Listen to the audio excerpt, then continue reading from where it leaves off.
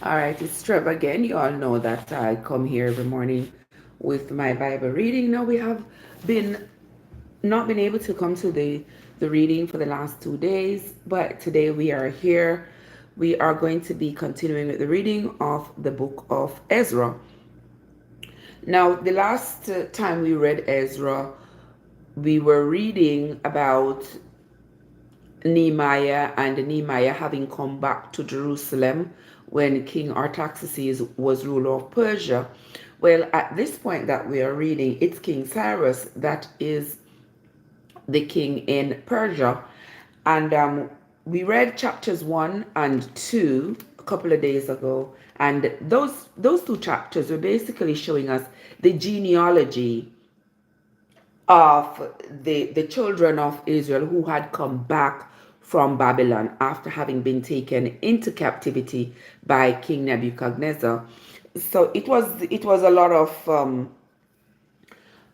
name calling, if you know what I mean. A lot of names being told to us about who came back and how many of their generations came back with them, how many of their descendants came back with them. And it was a total of like 40 something thousand, like 42,360 people who came back. And I thought that was weird because the children of Israel were so numerous. Like only 42,000 came back. Did the others decide that they weren't coming back? Because there were millions of them. So that's what I was thinking. But anywho, that's what the Bible says. It was 42,360 of them that came back. Or I think maybe they did not mention everybody, because if they had to mention everybody, probably would fill up the entire Bible.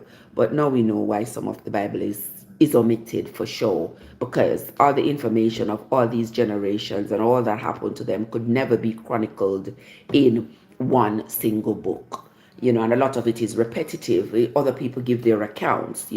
Jeremiah gives his account of the same event. Nathan gives his account of the same event. David gives everybody gives their account of the same event. And so the Bible has chosen to leave out some people's account out of this collection of stories. AG is in the house. Welcome, AG. I am not in my own space, if you know what I mean. So So I had to be mindful of not starting the Bible study too early, because nobody here wakes up at 4 o'clock in the morning like I do. Nobody here even wake up at 6 o'clock like I do. So with that in mind, I decided I have to come to read the Bible later on in the night, in the morning, when the others are awake. People are starting to wake up, get showers and all of that. So I had to delay myself. Yes, just for the comfort of my family members. All right, so this morning we are going to be reading chapters. Third, we are going to be reading Ezra chapter 3 and 4. We're going to do only 3 and 4 this morning. All right, so come along with me, my lovely people, and let us read. Let's see. AG's in the place. AG, bless up your nice clean self. Is what? God, God, what's up? God, so we did mean a Solomon's temple. It looks up it true. In a Solomon's temple. Yeah, me I collect up the gold them to rebuild the temple. Oh my God, Regret, what's up? How are you doing?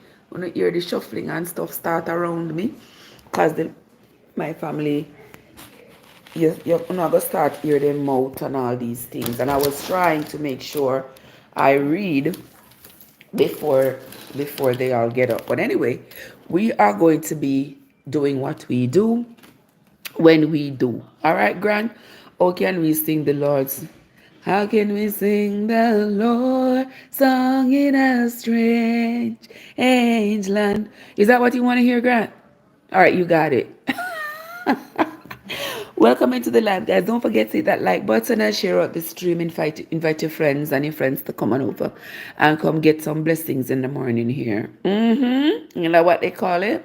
All right, so roll on up, my people. All right, thank you all so much again for coming. Let us start now. Get your book Bible or your Google Bible and come along with us if you so choose. Now remember, we do not endorse any particular religion or any particular denomination over here. What we are simply doing is trying to read the Bible for ourselves so that we can have an understanding of what is in it on our own, because after all, the Bible is very influential in just about every single aspect of our lives, and so it behooves us to know the contents. So here we go into Ezra chapter 3. And when the 7th month was come, and the children of Israel were in the cities, the people gathered themselves together as one man to Jerusalem.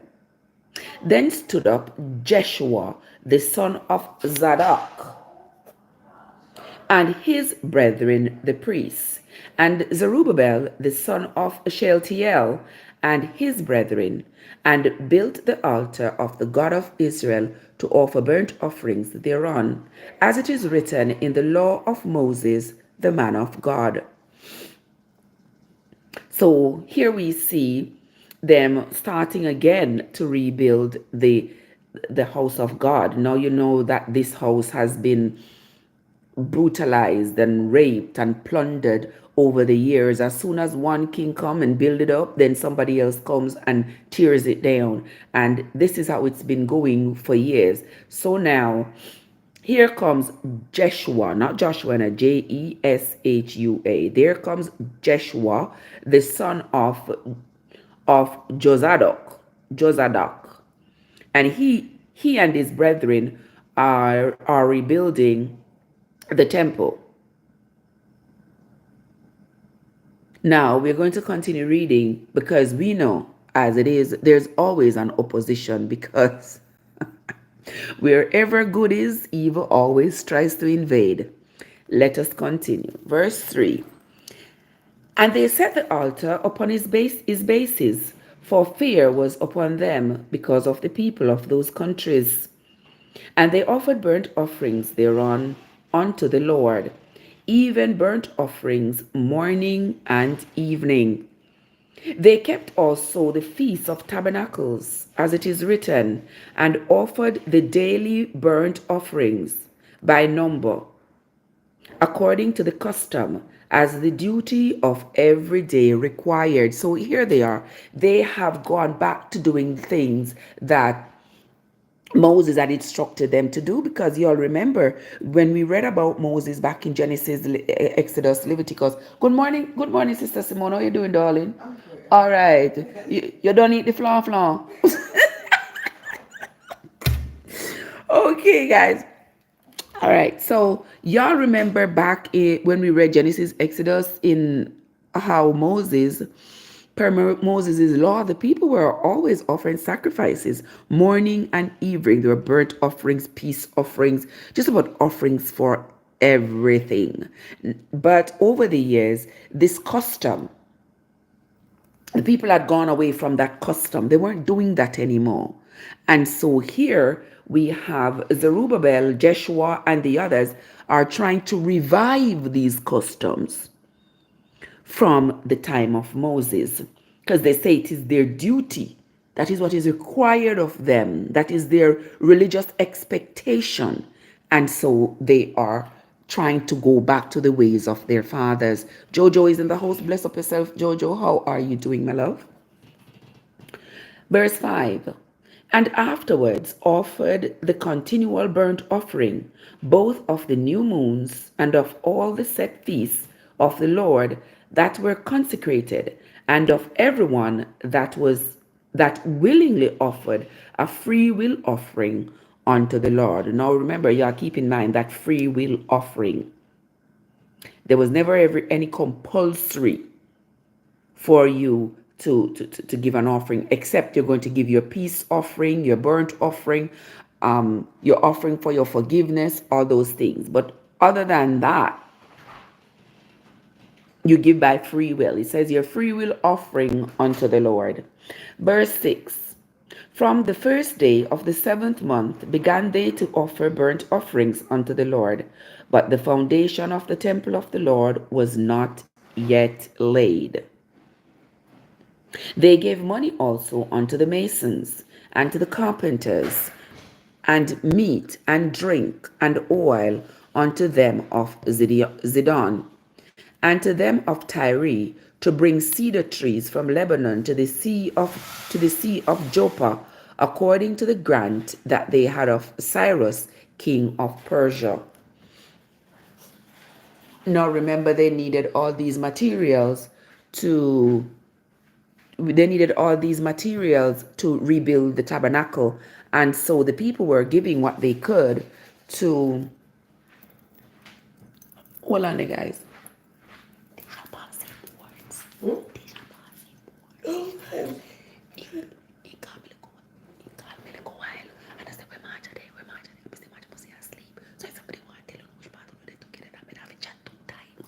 Oh, that's so good. So me tell him, so me say, you did not sleep. Sometimes when you wake up, me tell you. Another celebration, another banger, call it banger. Me dey pa me. You couldn't turn in this song. All right, me dey pa me live. Goodbye.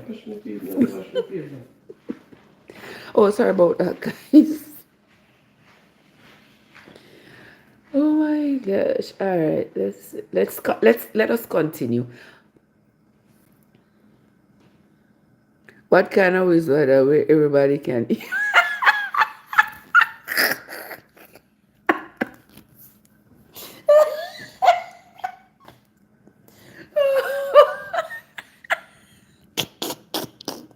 Oh my God! I don't know what kind of whisper that, brother.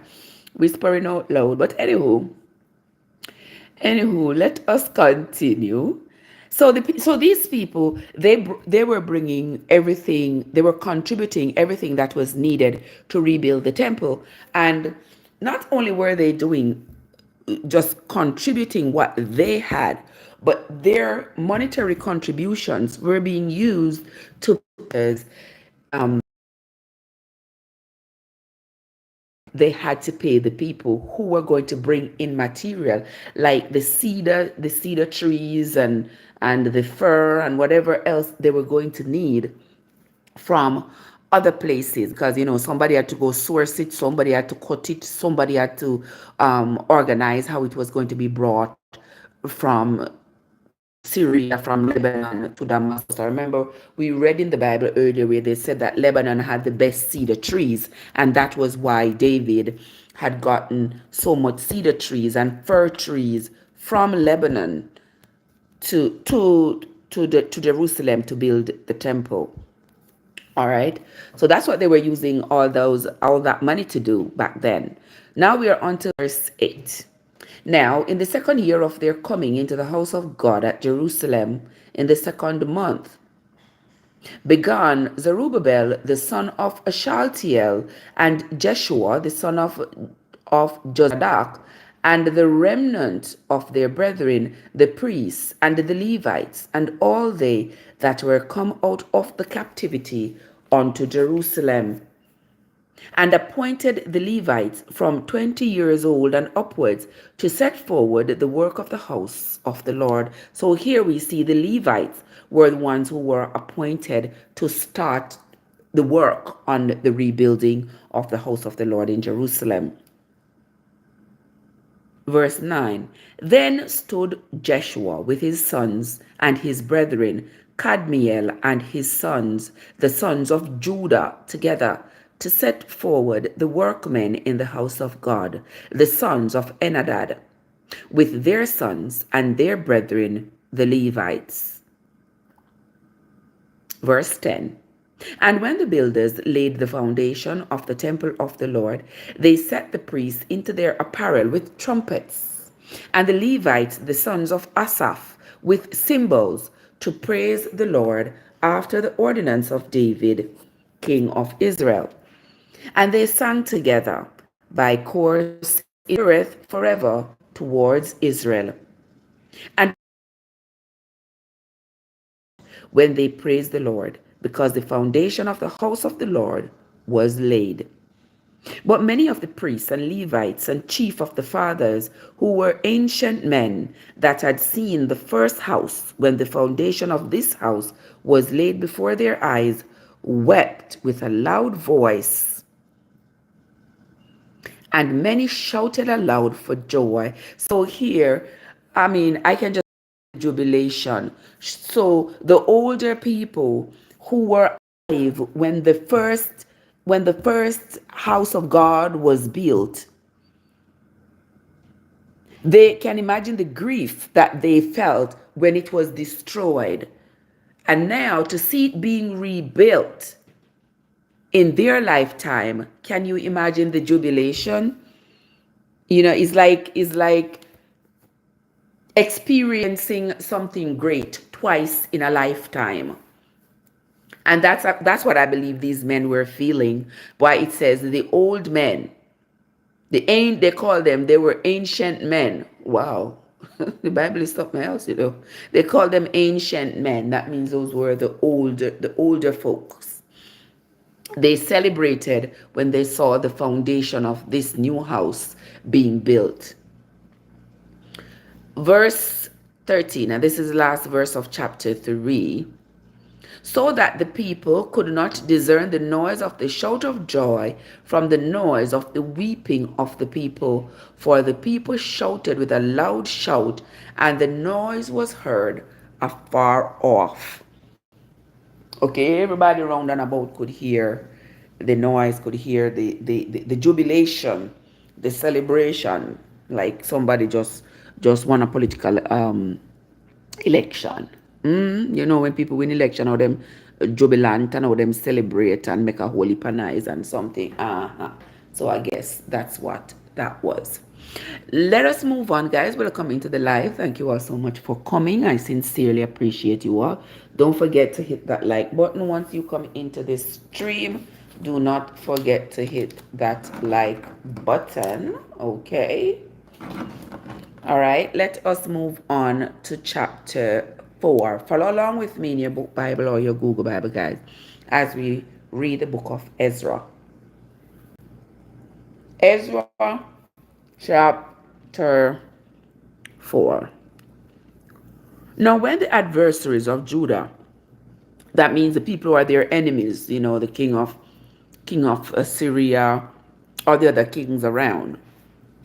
Now, when the adversaries of Judah and Benjamin heard that the children of the captivity built the temple unto the Lord God of Israel, then they came to Zerubbabel and to the chief of the fathers, and said unto them, Let us build with you, for we seek your God, as ye do, and we do sacrifice unto him since the days of Ezra Adon, king of Assur, which brought us up hither.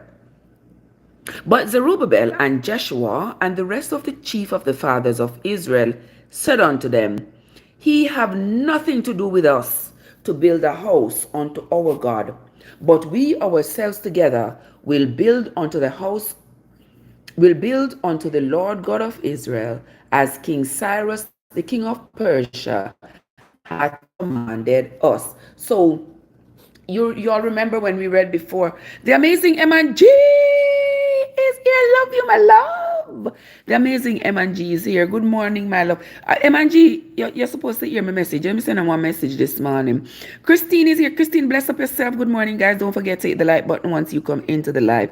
I so appreciate you all. I sincerely appreciate you all, guys. Thank you so much for coming. So guys, you all remember when King Cyrus took over as king of Persia, he was the one who had ordered that the children of Israel be brought back out of captivity into Babylon and be brought back into Jerusalem, so that they can inherit their own land and rebuild their cities and live like they used to live. He was the one who ordered it. So now that they have come back to Jerusalem and they are rebuilding their temple. Now here comes the enemies. Here comes the enemies coming to tell them that, we want to build with you because, we want to serve your God. We really want to collaborate with you. We want to come. You want you to take us into your fold. You know, see, that's what the enemy do sometimes. Yeah, that's what the enemy. You have to be aware of the enemy, because the enemy, when the enemy see you doing well and doing yourself, the enemy have a sneaky way of coming in. The enemy will come in and tell you, say, so and so tell me something about you.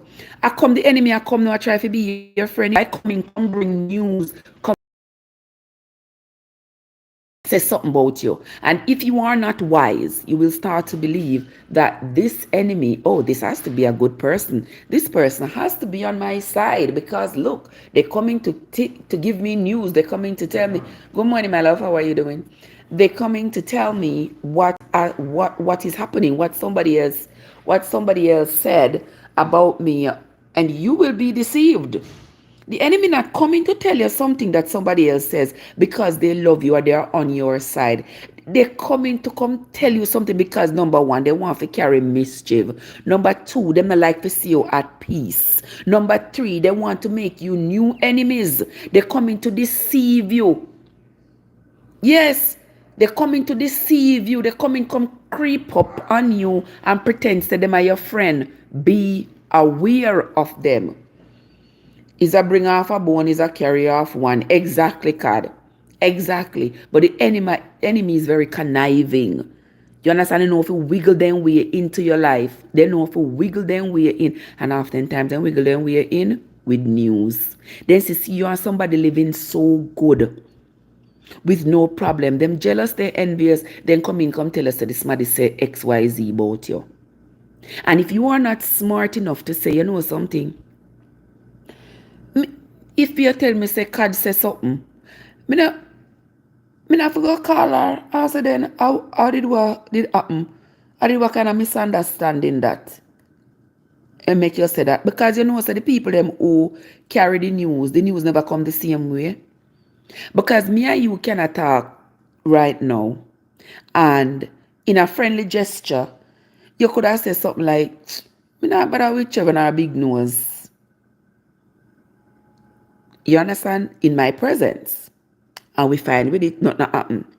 But then here comes somebody come back now and say, me say, Cad, let me tell you something. No, Trev, let me tell you something. Me say me that talk to Cad yesterday, And me say, you want to hear how she a chat about you.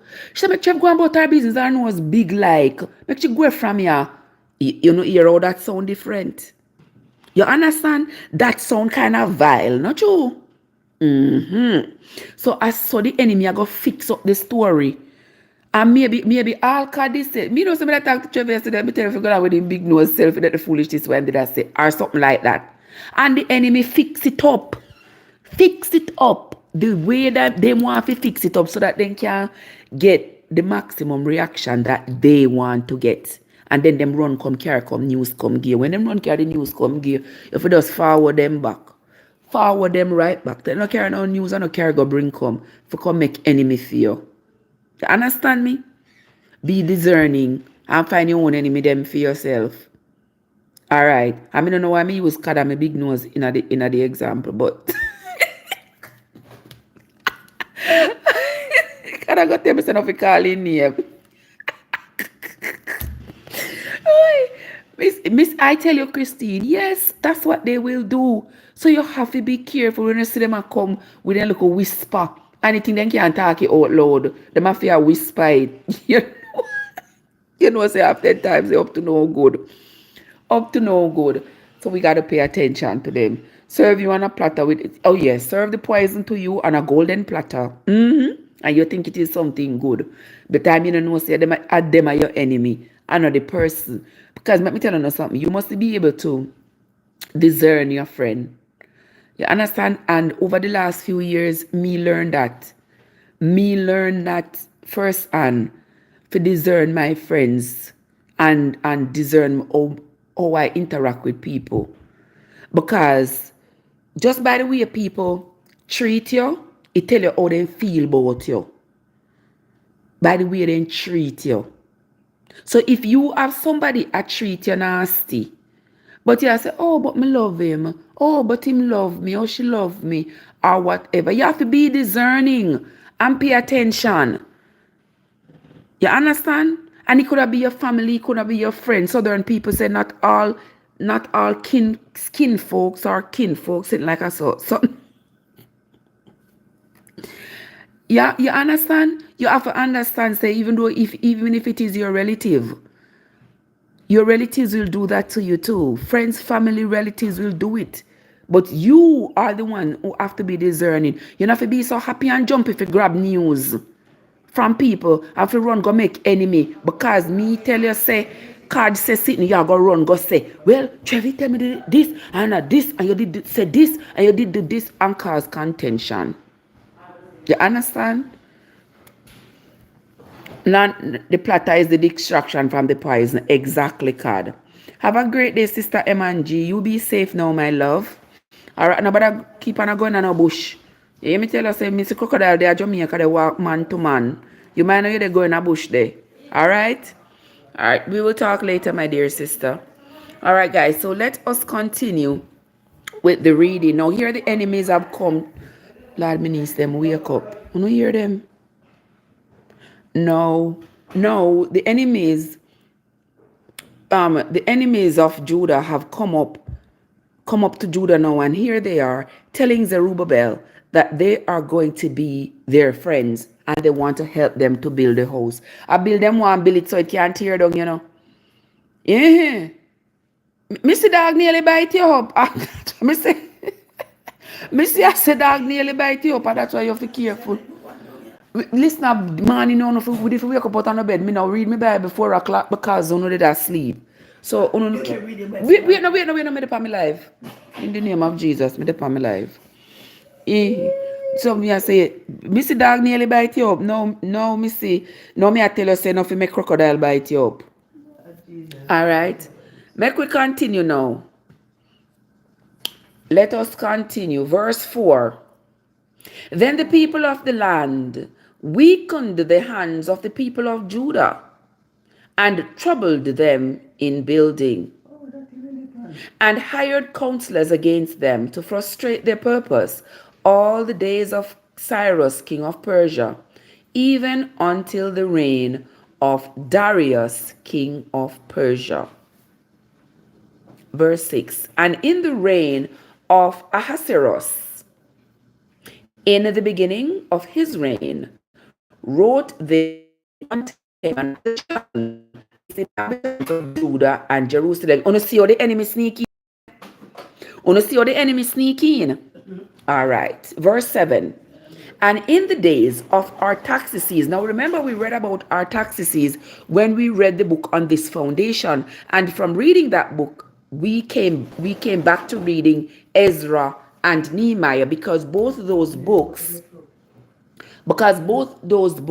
worked well. The information in both the books of Ezra and Nehemiah were similar to the information in that novel that we were reading. And so, to get additional context, we had read both books. So here we see again, in the days of Artaxerxes, king of Persia, wrote Bishlam, Mithredath, Tabeel, and the rest of their companions unto Artaxerxes, king of Persia. And the writing of the letter was written in the Syrian tongue and interpreted in the Syrian tongue. Now, Rehum the chancellor and Shimshai the scribe wrote a letter against Jerusalem to Artaxerxes the king in this sort. All right. So, guys, I hope you all are following the story. You all see what happened there. So the children of Israel, the descendants of the children of Israel came up from Babylon. So King Cyrus ordered that they be brought back from Babylon into Jerusalem so that they can serve their God and live their lives. Now that they have come back, they have decided that they're going to be rebuilding the temple of their forefathers, the temple of the Lord, God of Israel. That's the temple they're going to rebuild, because now they're going to start serving their God and continuing with the customs of their forefathers. Now, as they are building, here comes the enemies around them. Here they come, telling them they want to be their friend. They want to help them to build. And here the enemies are pretending to be their friends. But the enemy now has started to show their true colors.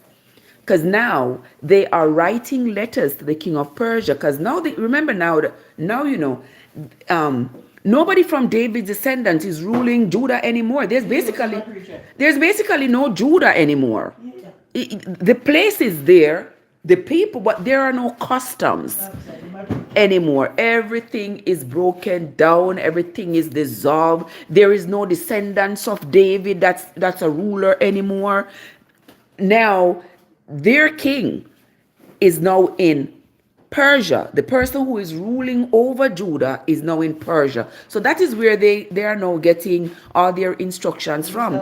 It's like it will say like there's no more prime minister of Jamaica. Good morning, mom. Sakwa. It's like there is no more Jamaica. So there is no more prime minister of Jamaica. It's now England. So all our laws, everything is coming down now from England. We don't have. I don't know. I don't have any more. I don't have any more. Jesus. I don't see why I can't read my Bible down there. So I can't read my Bible here. So you see how I wait. I've no principle. I'm getting the Bible around. So what are the people? Yeah. All right, guys.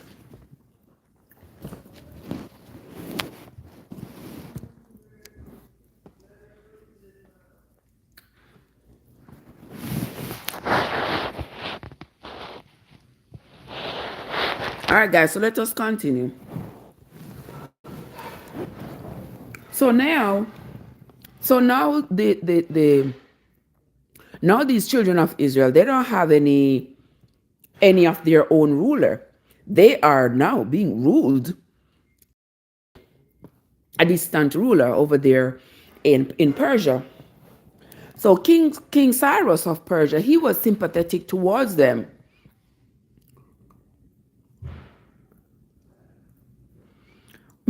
Me I come here people in place go make no announcement.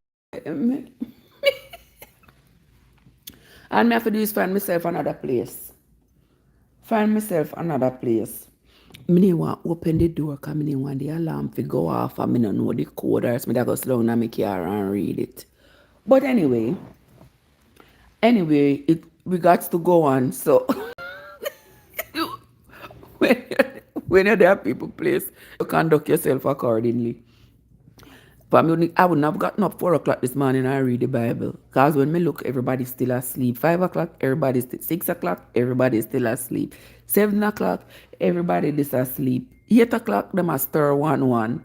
9 o'clock, see them still, everybody I get up now. I make up nice. But anyway, let us continue. We are on to chapter. We're going to read verse 8 again. Now Rehum, the chancellor, and Shimshai, the scribe, wrote a letter against Jerusalem to Artaxerxes, the king, in this sort.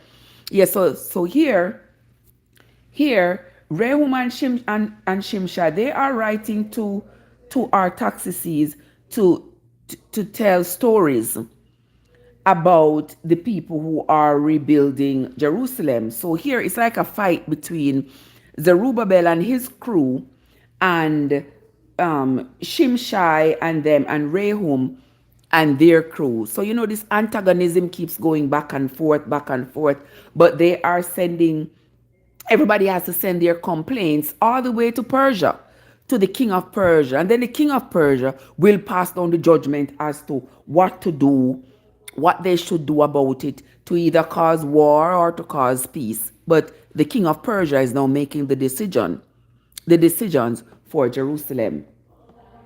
Verse 9. Then wrote Rehum Then wrote Rehum the chancellor and Shimshai the scribe and the rest of their companions, the Dinahites, the Apharsathites. Mapalavo pita shei. Mapalavo pita. Okay? Pita, kuni ala mapiridi mem.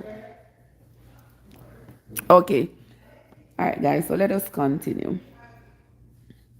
I was talking to my family member there who is leaving. Anyway, let us continue. Apharsathites, verse 9, let's read verse 9 again.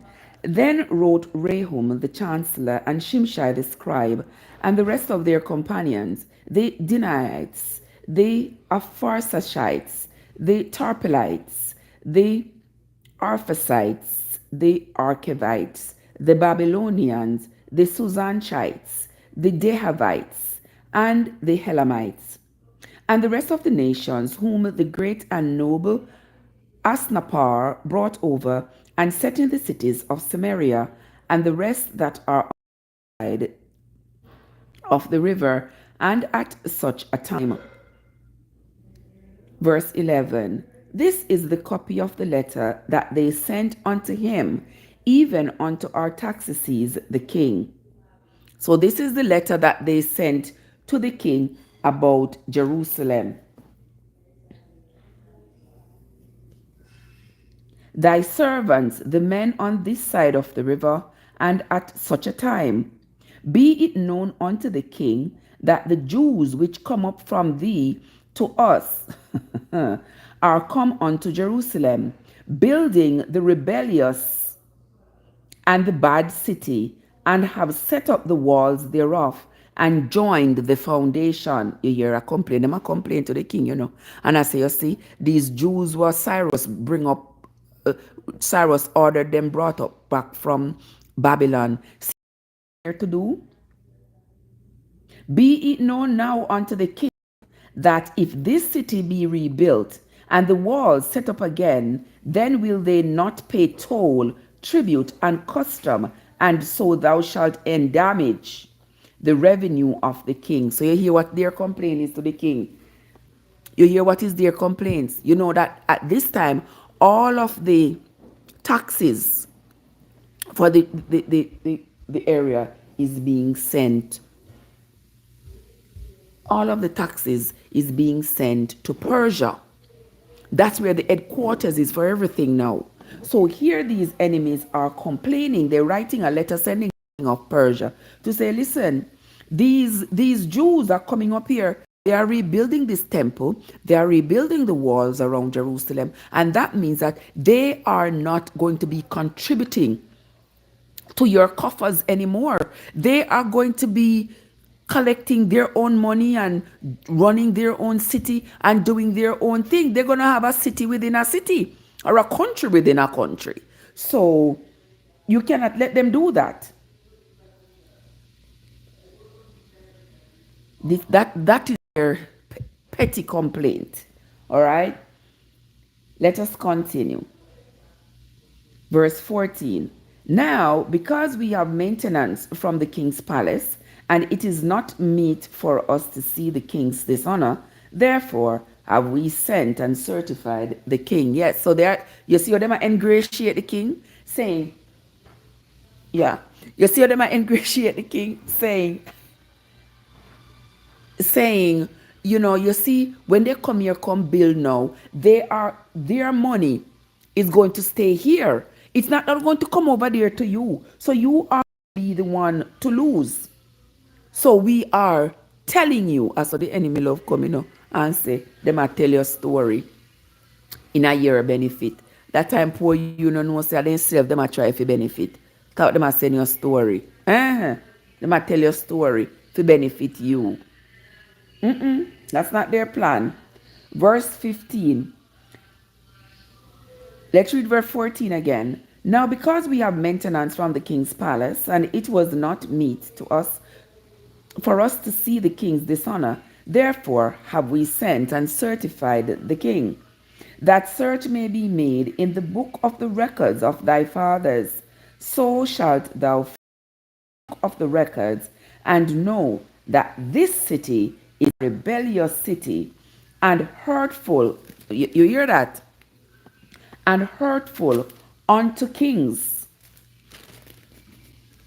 and provinces, and that they have moved sedition within the same of old time, for which cause was this city destroyed. So you hear them a tell the king, say, yeah, them people here are not good people. When them in days gone by, if you go check the records, king, if you go check the records, you will see that this city here is no good. The people here is no good. That's why the city was destroyed. They are rebellious. They will rise up against your kingdom.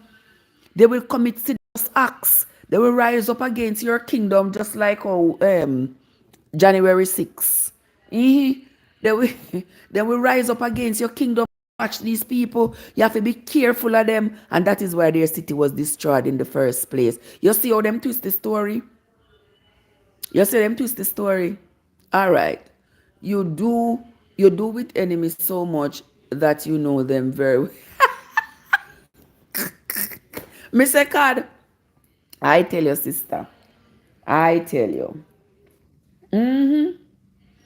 So hear what them said to the king. Now we certify the king that if this city be rebuilt again, and the walls thereof be set up by this means, thou shalt have no portion on this side of the river. You hear?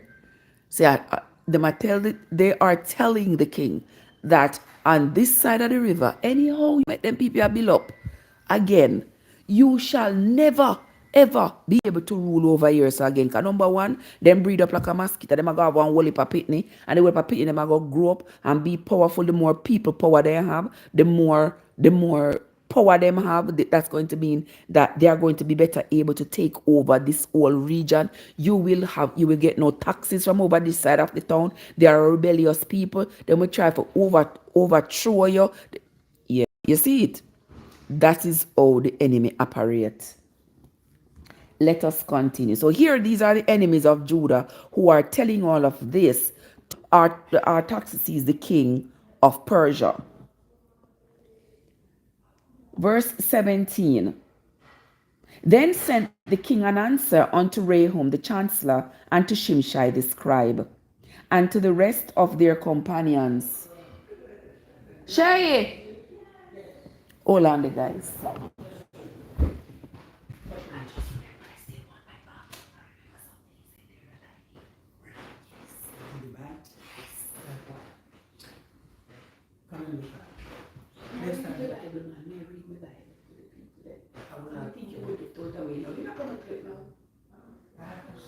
Don't touch it now, I will come take it.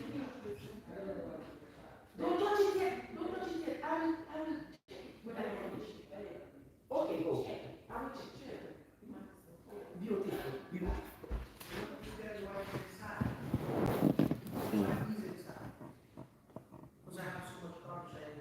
What about? It's got like mango seed. You gotta hear stuff?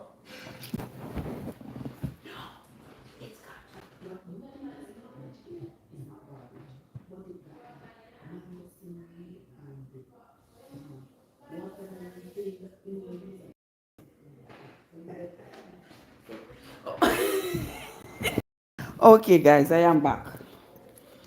I am back now, gentle people. Sorry about that. Let us continue. We are on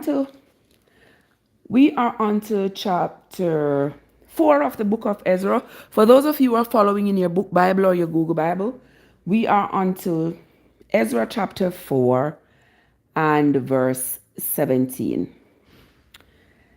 Then sent the king an answer unto Rehum the chancellor, and to Shimshai the scribe, and to the rest of their companions that dwell in Samaria, and unto the rest beyond the river, peace, and at such a time.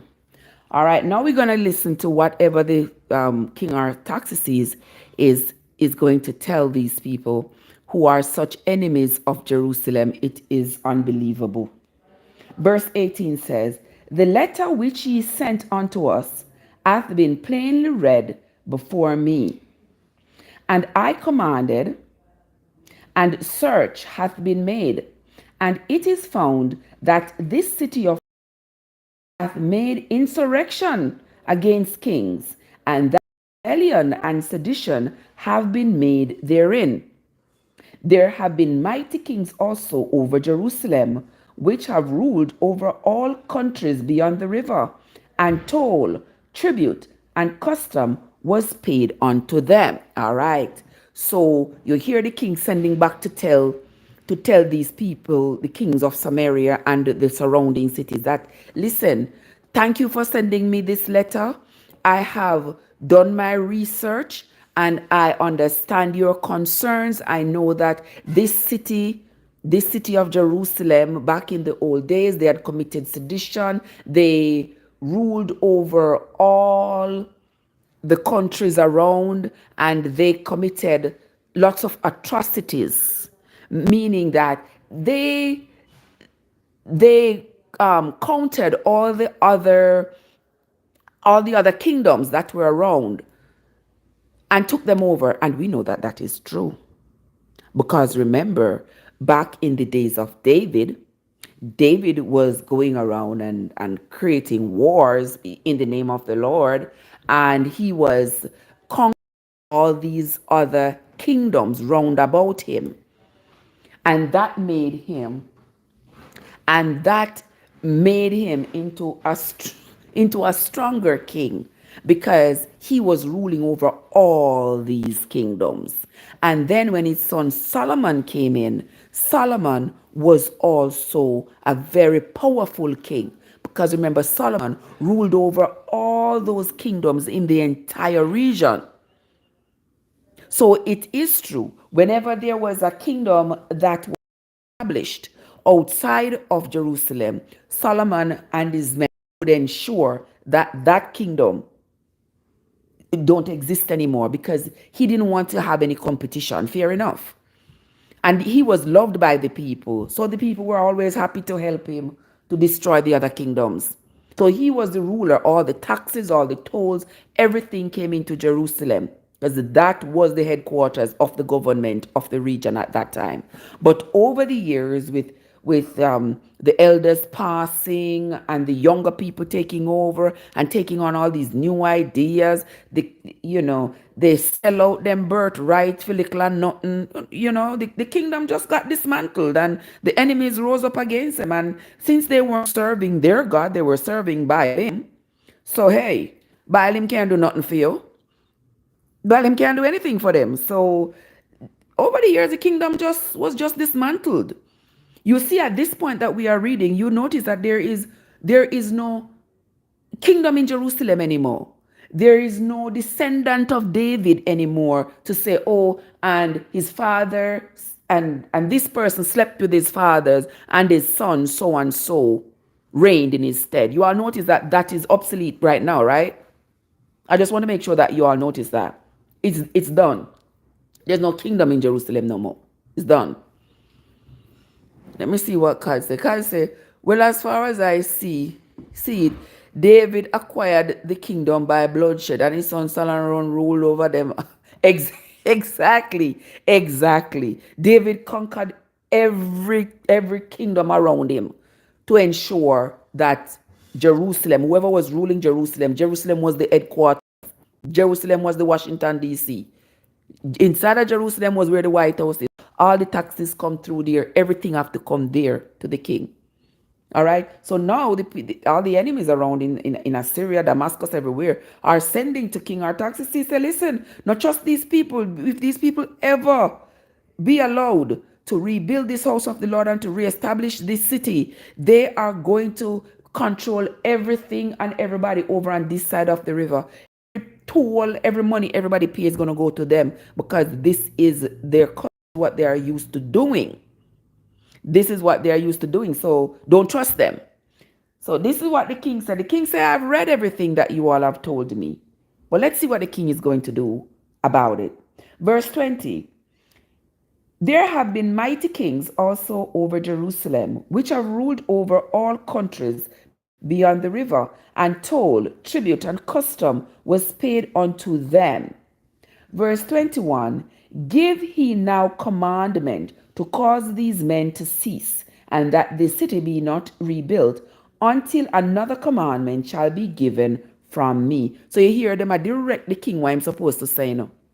They are trying to write the narrative. They are trying to write the narrative. They are telling the king, verse 4, chapter 4. You understand? They are trying to tell the king, say, listen, this is what you need to do. Tell them so they must cease and desist. Tell them they must stop building this city until you give them further direction. Okay? We are on to verse 18. The letter which he sent unto us hath been plainly, I finished reading that already, has been plainly read before me, and I commanded, and search hath been made, and it is found that this city of old time hath made insurrection against kings, and that rebellion and sedition have been made therein.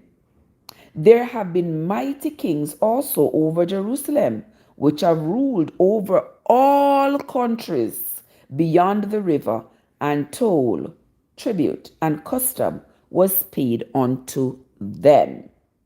Give he now commandment to cause these men to cease, and that this city be not rebuilt, until another commandment shall be given from me. Take heed now that ye fall not to do this. Why should damage grow to the hurt of the kings? Now, when the copy of King Artaxerxes' letter was read before Rehum and Shimshai the scribe and their companions, they went up in haste to Jerusalem unto the Jews, and made them to cease by force and power. Remember, say, at the same Rehum and Shimshai that came up into Jerusalem and asked Zerubbabel to be his friend, don't forget, Is the same Rehum and Shimshai that came to Zerubbabel and the others when they were building the temple and said, let us be your friend, let us serve your God. And see them same one write to King Artaxerxes over there in Persia and telling King Artaxerxes, say, don't trust these people who are rebuilding the city, because they will overthrow you.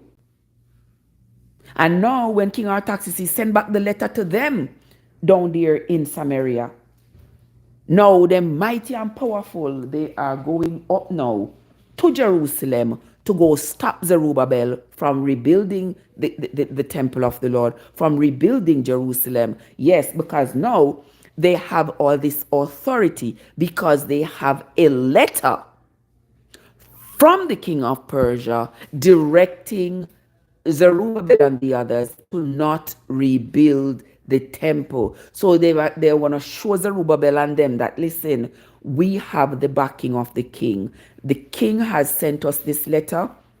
They're not gonna tell Zerubbabel and the others that they first sent a letter to Persia to advise King Artaxerxes of the narrative that they were writing about Jerusalem, All they are going to do now is present this letter to Zerubbabel and say, listen, King Artaxerxes said you must cease and desist. This is the letter that he sent to say, no more building here.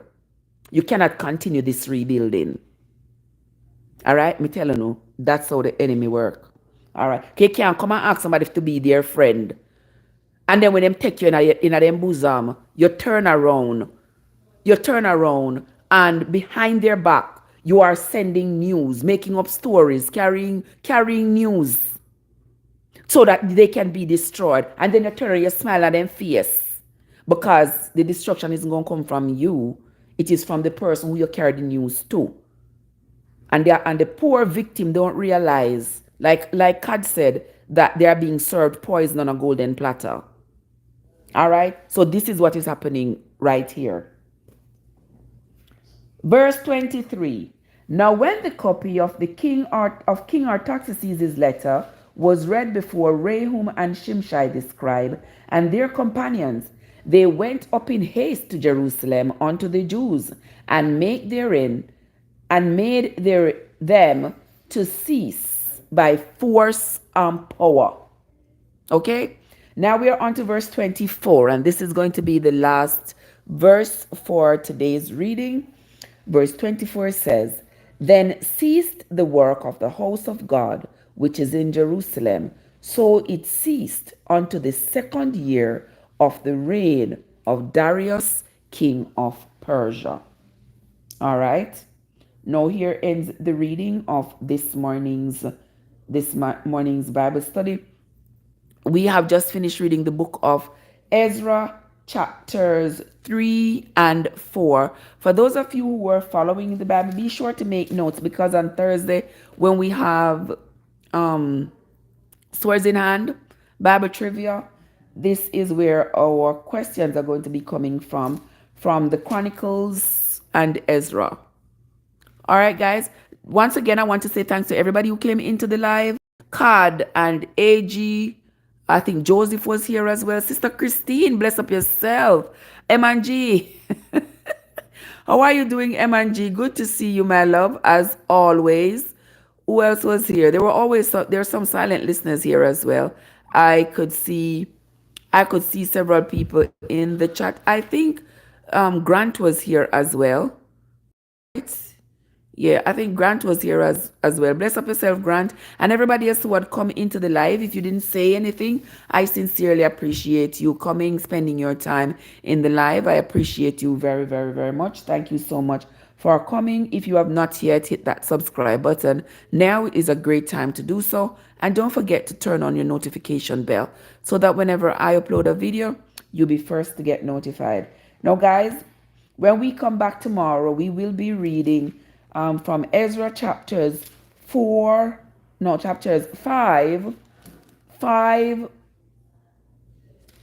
6. Yes, tomorrow we'll read chapters 5 and 6. Okay, guys? So mark that in your Bible. Tomorrow morning. I'm not going to be able to tell you what time we are coming tomorrow morning, but for sure, we will be here tomorrow morning. If you put on your notification, though, as soon as I come on, you will get notified. All right, guys? So that is going to be it from me for this morning. Thanks again for coming, and until next time, my friends, this is Trev from Trevessence, where your journey matters. Now have yourselves a great day, everybody. I will see you all later.